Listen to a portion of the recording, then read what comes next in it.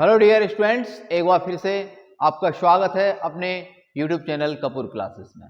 और आपको पता ही है अभी अभी हमने स्टार्ट किया है न्यू स्पेशल सीरीज जो आपको यूपी बोर्ड्स एग्जाम 2026 में प्रोवाइड कराएगा 40 मार्क्स। ठीक है, तो आप इस सीरीज को बहुत ही अच्छे से वॉच करें, चीज़ों को समझें। इसी सीरीज से आप सीखेंगे हिंदी टू इंग्लिश ट्रांसलेट करना। ठीक है, अगर आप हिंदी से इंग्लिश ट्रांसलेट करना सीख गए तो आप अपने यूपी बोर्ड्स में बहुत बेहतरीन नंबर बना सकते हैं। इसमें बहुत सारे बेसिस और बहुत सारे यूजेस का प्रयोग होगा जिनको सीखते सीखते हम उन तक पहुंचेंगे।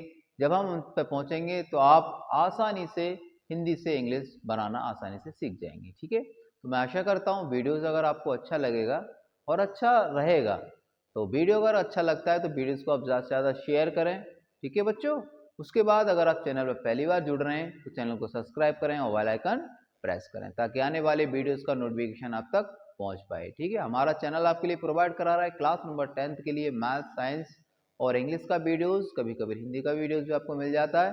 तो आप ऐसे हमारे चैनल को देखते रहिए और क्लास नंबर 12th का इंग्लिश में करा ही रहा हूँ। ठीक है, तो आप बहुत ही सावधानी पूर्वक चीज़ों को ध्यान के साथ देखिए, सीखिए और करिए। और सबसे इम्पोर्टेंट बात आपको करनी है ढेर सारी प्रैक्टिस, क्योंकि आपको चाहते हैं यूपी बोर्ड्स एग्जाम में बहुत अच्छे मार्क्स लाना।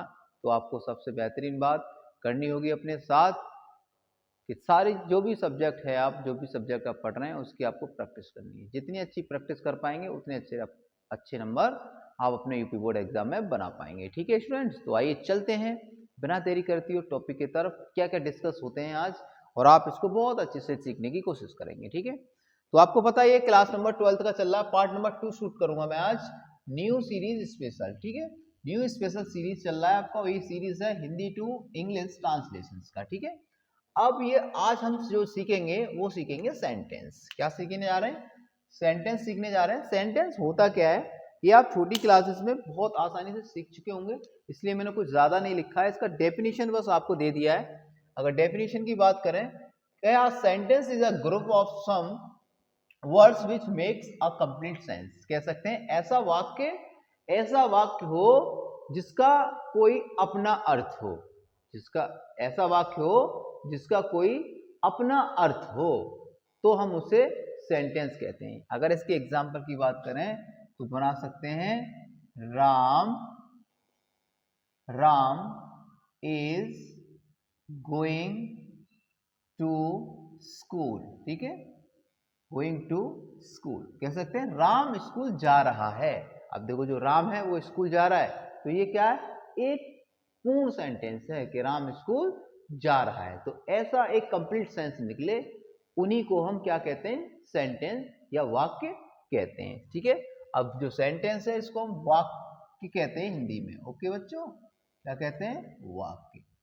अब बात ये आती है जो वाक्य होते हैं वो कितने प्रकार के होते हैं? तो वाक्य होते हैं काइंड्स ऑफ सेंटेंस की बात करें तो वाक्य 5 प्रकार के होते हैं। ठीक है बच्चों, नंबर 1 होता है असर्टिव सेंटेंस।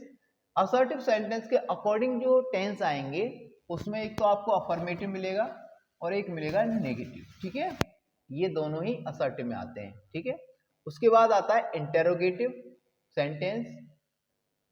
इंटेरोगेटिव में सबसे पहले एच भी आता है अगर वाक्य को शुरू में, अगर इसकी पहचान की बात करें, और WH वर्ड्स फैमिली वर्ड्स शुरू में दिया होता है और अंत में क्वेश्चन मार्क दिया होता है। ठीक है, उसके बाद इम्परेटिव सेंटेंस होता है। इम्परेटिव सेंटेंस में आपको प्रार्थना, ऑर्डर और रिक्वेस्ट मिलता है। ठीक है, उसके बाद एक्सक्लेमेटरी मार्क में, एक्सक्लेमेटरी सेंटेंस में आपको क्या मिलेगा? इसमें आपको दुख और सुख और आश्चर्य मिलेगा। उसके बाद ऑप्टेटिव सेंटेंस में क्या होता है कि उसमें जो फीलिंग्स रहती हैं, मेयर, गॉड, सब शुरू में आते हैं। इसके बारे में बारी बारी से डिस्कस करेंगे। ये 5 पॉइंट्स हैं: assertive sentence, interrogative sentence, imperative sentence, exclamatory sentence और ऑप्टेटिव सेंटेंस। ठीक है बच्चों, अब सबसे पहले हमें क्या करना है कि हमें नंबर 1 लेके असर्टिव सेंटेंस को लिखना है। ठीक है, तो सबसे पहले मैं ही लिख देता हूं, नंबर 1 से स्टार्ट करते हैं। नंबर 1 से स्टार्ट करते हैं और नंबर 1 पर है हमारा असर्टिव सेंटेंस। कैसा है? असर्टिव सेंटेंस है। असर्टिव सेंटेंस में क्या है कि असर्टिव सेंटेंस में हमारे पास दे रखे हैं 2 पॉइंट्स, एक दे रखा है अफर्मेटिव और एक दे रखा है नेगेटिव। तो सबसे पहले हम अफर्मेटिव की बात करेंगे।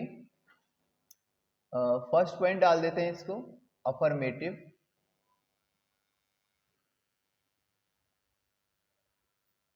अफर्मेटिव सेंटेंस क्या होते हैं जरा समझिए, ठीक है। अफर्मेटिव सेंटेंस होते क्या है उनको समझना है कि जिन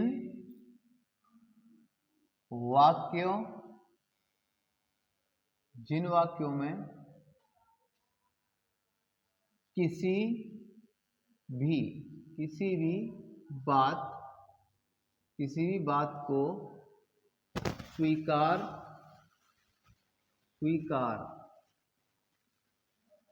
किया जाए तो उसे अफर्मेटिव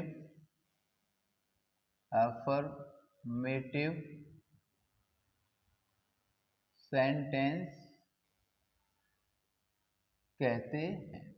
मतलब ऐसे वाक्यों में किसी भी बात, जो भी बात होगी उस बात को केवल स्वीकार किया जाएगा, ऐसे वाक्यों को हम असर्टिव या अफर्मेटिव सेंटेंस कहते हैं, ठीक है बच्चों। अब हम उसके बाद बात करें कि साहब ये जो अफर्मेटिव सेंटेंस है उसकी चाहो तो आप पहचान भी लिख सकते हो। जो पहचान वो इस प्रकार से होगी कि ऐसे वाक्यों के शुरू में मैं लिख देता हूं ताकि आप और अच्छे से समझ पाएं पहचान।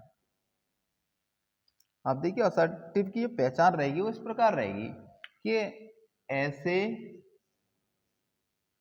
वाक्यों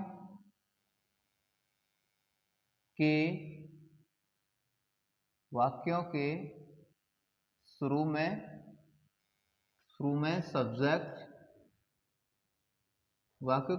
सब्जेक्ट दिया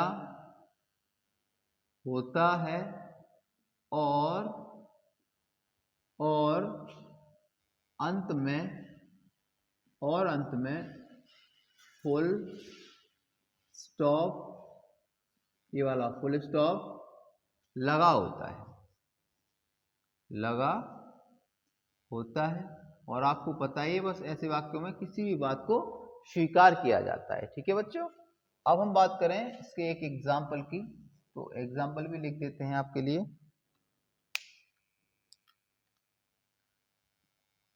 कि मोहन इज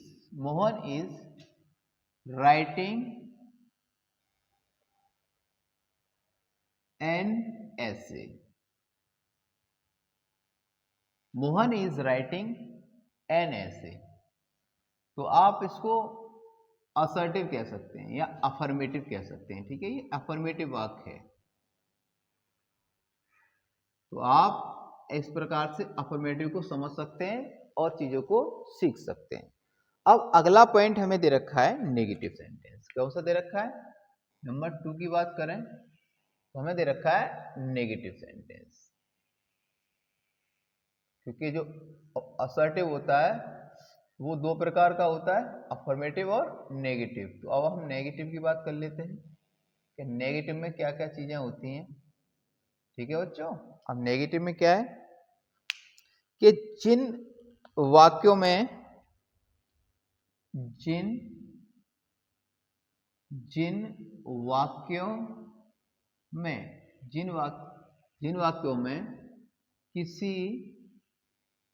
किसी भी बात को केवल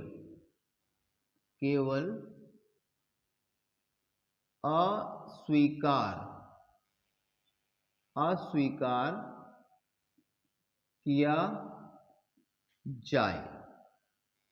जाए तो उसे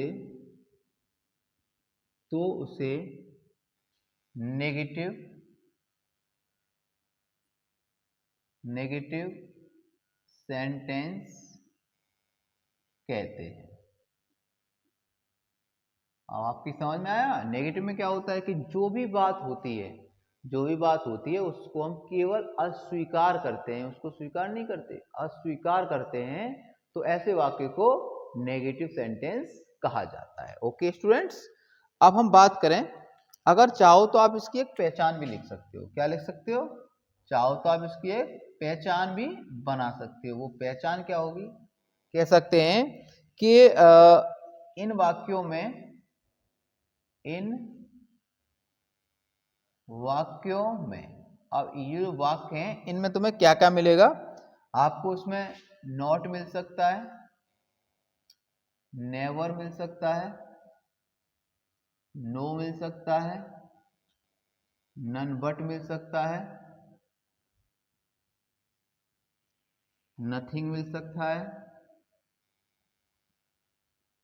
ठीक है बच्चों, और नो वेयर मिल सकता है।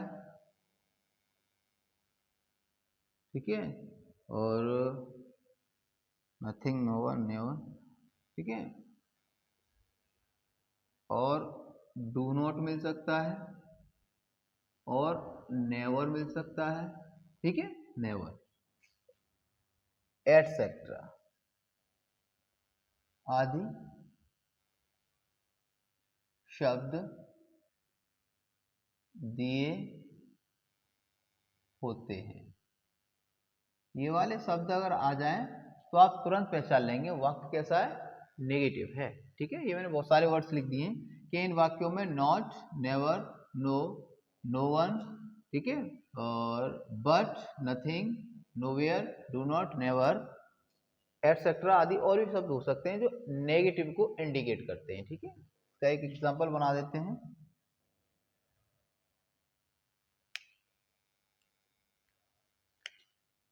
Ram has not, Ram has not played the match. तो जो राम है ना वो मैच नहीं खेल चुका है। आपने देखा इसमें क्या मिल रहा है आपको, नोट मिल रहा है। तो इस प्रकार के वाक्य कैसे होते हैं, नेगेटिव होते हैं। क्या होते हैं, नेगेटिव। चाहो तो आप ऐसे ही बना सकते हो, एक और एग्जांपल बना सकते हो, do not make a noise, make a noise. और भी बना सकते हो, नेवर टेल आ लाई बना सकते हो। ठीक है, इस प्रकार से आप बहुत सारे सेंटेंसों को देखेंगे। जब नेगेटिव होगा तो आपको डू नॉट, नेवर, ठीक है, नॉट, तो ऐसे शब्द आपको देखने के लिए मिलेंगे। जब ऐसे शब्द आपको देखने के लिए मिल जाए तो आप तुरंत पहचान लो कि वाक्य हमारा कैसा है, नेगेटिव है। ठीक है बच्चों, अब हम बात करते हैं, अब ये पॉइंट नंबर 1 और ये 2 ये थे तुम्हारे असर्टिव की। कौन से के थे, असर्टिव के थे। अब पॉइंट नंबर 1 इज कंप्लीट। अब हम 2 की बात करें तो 2 पे दे रखा है इंटेरोगेटिव। 2 यहां से लिख देता हूं, 2 पे दे रखा है इंटेरोगेटिव। ये दे रखा है आपको इंटेरोगेटिव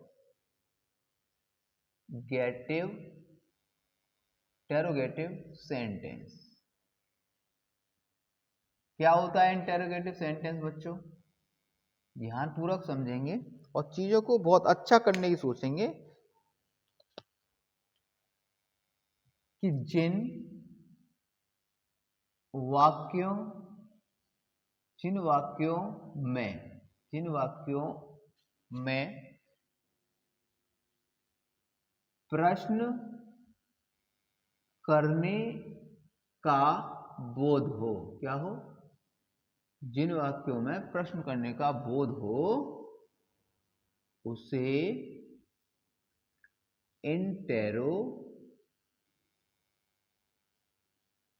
इंटेरोगेटिव सेंटेंस कहते हैं। जिन वाक्यों में प्रश्न पूछने का ज्ञान हो उन्हें हम इंटेरोगेटिव सेंटेंस कहते हैं। ठीक है बच्चों, अब चाहो तो इसकी पहचान भी लिख सकते हो। क्या लिख सकते हो, पहचान लिख सकते हो इसकी एक पहचान। अब पहचान में क्या है कि इन वाक्यों में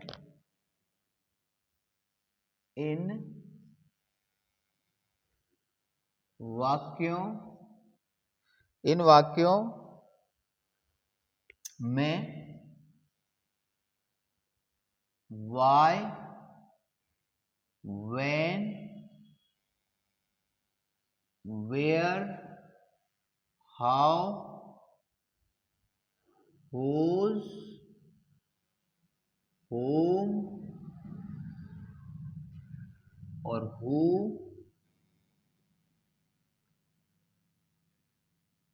how much, how many,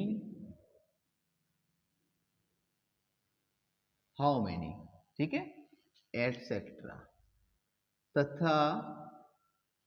तथा वाक्य के शुरू में HV या WH फैमिली वर्ड, ठीक है बच्चों, फैमिली वर्ड दिए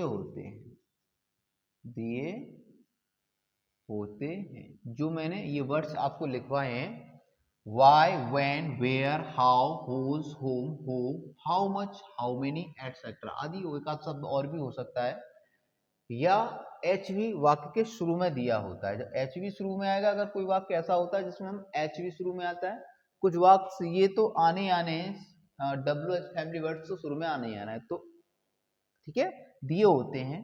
तथा अंत में, जो अंत रहेगा, तथा अंत में ये रहा प्रश्नवाचक, कह सकते हैं इंटेरोगेशन मार्क, प्रश्नवाचक चिन्ह लगा होता है। ये इसकी मेन पहचान है। इंटेरोगेटिव की सबसे मुख्य पहचान ये होती है कि वाक्यों के बाद में आपको इंटेरोगेशन मार्क लगा मिलेगा, ठीक है, तो आप उसको देखकर ही पहचान लेंगे कि वाक्य कैसा है तुम्हारा, इंटेरोगेटिव है, ठीक है। उसके बाद एक एग्जाम्पल बनाते हैं, आप देखिए ध्यानपूर्वक। What is your name? What is your name? तो आपने देखा होगा, शुरू में आ गया what, फिर is your name और लास्ट में लगा है क्वेश्चन मार्क। इस प्रकार से आप चीजों को समझ सकते हैं। एक और बना देता हूं, जैसे are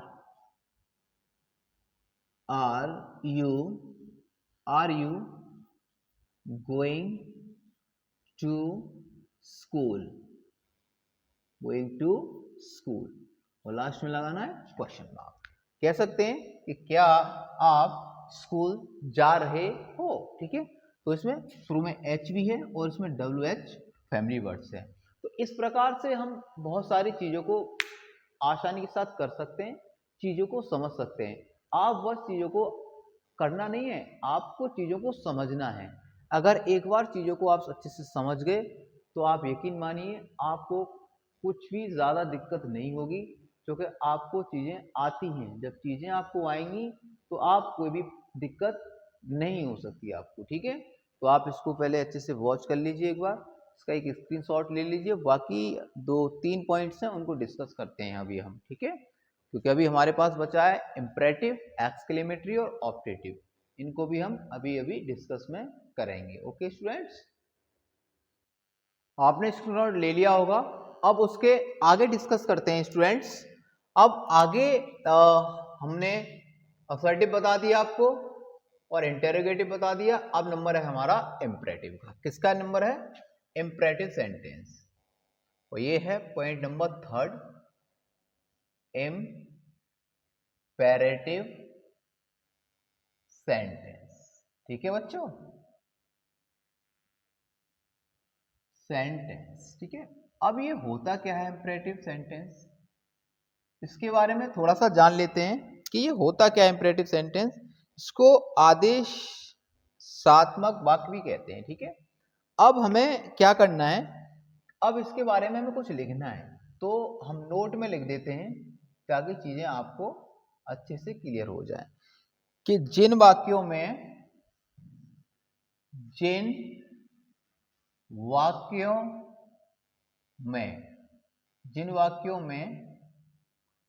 आज्ञा,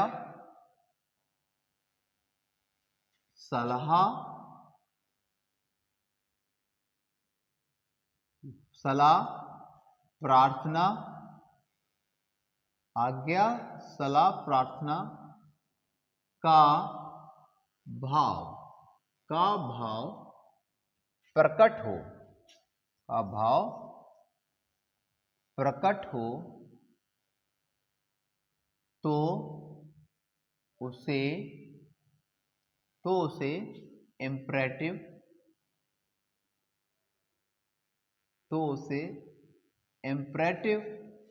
सेंटेंस कहते हैं। ये समझ में आ गई बाकी बात। एक बात तो ये हो गई कंप्लीट, ठीक है। अब हम बात करें दूसरे वाक्य की। इसकी एक पहचान की बात कर लेते हैं ताकि आपको और अच्छा क्लियर हो जाए कि इसकी हम पहचान कैसे कर सकते हैं, ठीक है। तो आपको पता ही है, मैं इसकी पहचान कई बार बता चुका हूं कि इन वाक्यों में जो सब्जेक्ट है ना, सब्जेक्ट नहीं दिया होता है। इन वाक्यों में आपको सब्जेक्ट नहीं मिलेगा, ठीक है। लेकिन सब्जेक्ट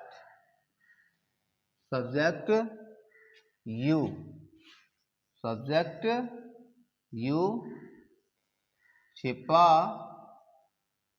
रहता है। अब देखिए आपने क्या समझा कि इन वाक्यों में सब्जेक्ट नहीं दिया होता, लेकिन जो सब्जेक्ट यू होता है ना, वो छिपा रहता है, वो हमें दिखता नहीं है लेकिन होता है, ठीक है। इस प्रकार से आप इसको और अच्छे से मजेदार बना सकते हैं। और इसको मैं 1 का नाम दूंगा और 2 का नाम अगर बात करें 2 की पहचान की, कि ऐसे वाक्य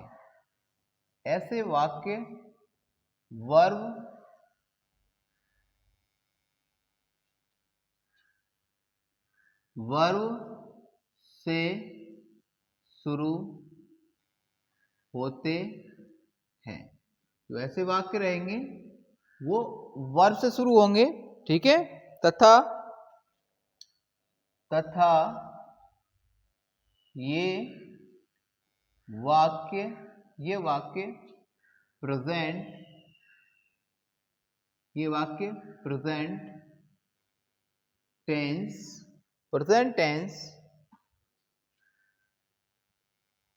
प्रेजेंट टेंस के प्रेजेंट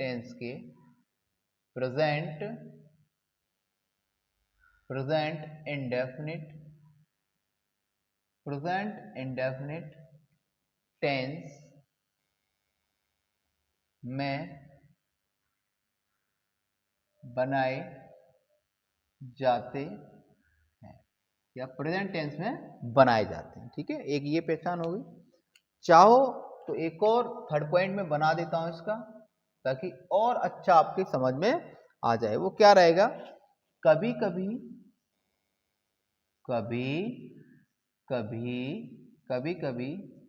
इन वाक्यों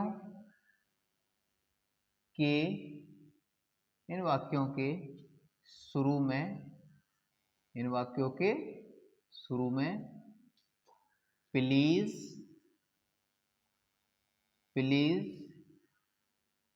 काइंडली सर, मैडम, let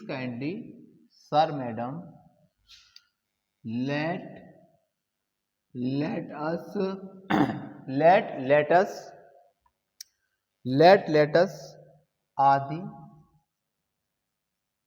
आदि